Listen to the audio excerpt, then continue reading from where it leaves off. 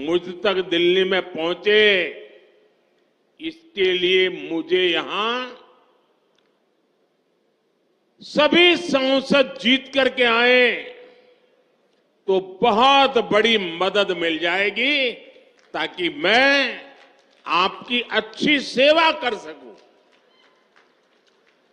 जब यहां बीजेपी के सांसद होंगे तो आपकी तकलीफ, आपकी आशा आकांक्षा ज्यादा तेजी से मुझ तक पहुंच पाएगी और मैं आपको विश्वास दिलाता हूं कि आपकी हर अपेक्षा पूरी करने के लिए मैं दिन रात एक कर दूंगा।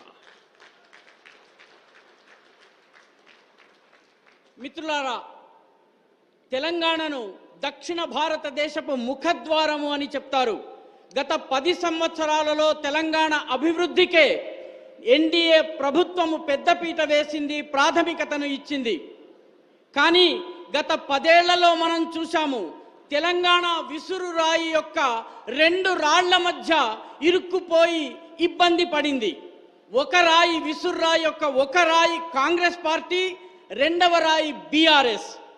కాంగ్రెస్ బీఆర్ఎస్ ఈ రెండు కలిసి తెలంగాణ అభివృద్ధికి సంబంధించిన ప్రతి కలను పొడి పొడి చేసేశారు, సర్వనాశనం చేసేశారు. ఇప్పుడు సమస్య ఏంటంటే కాంగ్రెస్ యొక్క దుష్ట పిడికిలి చేతిలోకి ఈ రాష్ట్రం వెళ్ళింది. అప్పుడు బీఆర్ఎస్ మహా లూటీకి పాల్పడింది. ఇప్పుడు కాంగ్రెస్ యొక్క దుష్ట దృష్టి మన మీద, చెడు దృష్టి మన మీద పడింది. ఇప్పుడు మన పరిస్థితి గొయ్యిలో నుంచి బయటకు వస్తే నుయ్యిలోకి వెళ్ళాము, పొయ్యిలో నుంచి బయటకు వస్తే పెనంలోకి వెళ్ళాము. కాంగ్రెస్ ఈ రాష్ట్రాన్ని మొత్తము సర్వనాశనం చేయడానికి 5 సంవత్సరాలు కూడా పట్టదు. కాబట్టి ఇక్కడ అత్యధిక సంఖ్యలో భారతీయ జనతా పార్టీకి చెందిన ఎంపీలను గెలిపించాలి. అప్పుడు కాంగ్రెస్ పార్టీ యొక్క ఇష్టారాజ్యం చేయడానికి వీలుండదు.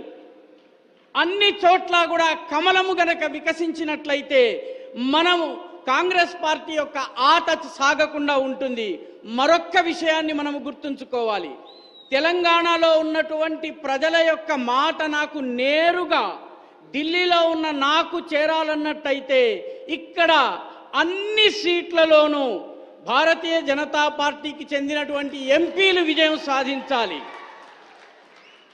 భారతీయ జనతా పార్టీ యొక్క ఎంపీలు గనక ఉన్నట్లయితే మీ కష్టాలు, కన్నీళ్లు, మీ ఆశలు, మీ ఆకాంక్షలు వీలైనంత వేగంగా నా దగ్గరికి వస్తాయి. నేను మీ కోసము పగలు రాత్రి ఒకటి చేసి పని చేస్తానని చెప్పి ఈ సందర్భంగా వాగ్దానం చేస్తున్నాను. साथियों, जिस कांग्रेस ने 7 दशकों में 7 डेकेड देश को झूठ और लूट के सिवा कुछ नहीं दिया, वो तेलंगाना का विकास कभी भी नहीं कर सकती। आप मुझे बताइए, कांग्रेस ने दशकों तक देश में गरीबी हटाओ का नारा दिया,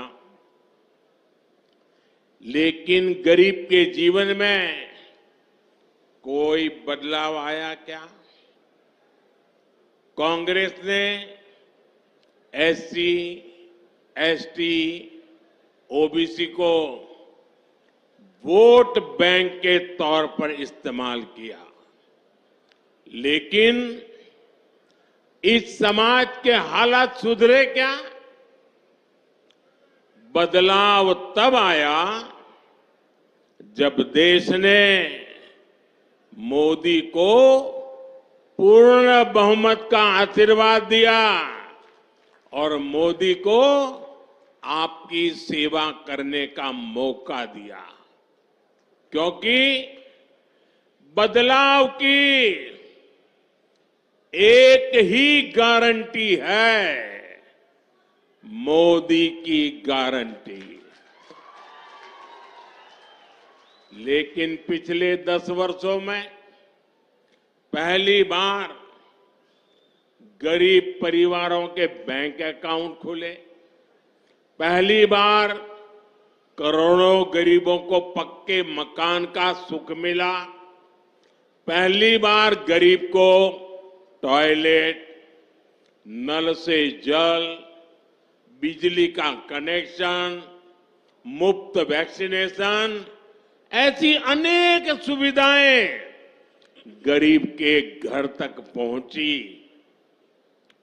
पहली बार लाखों गांवों ने रात में बिजली का उजाला देखा।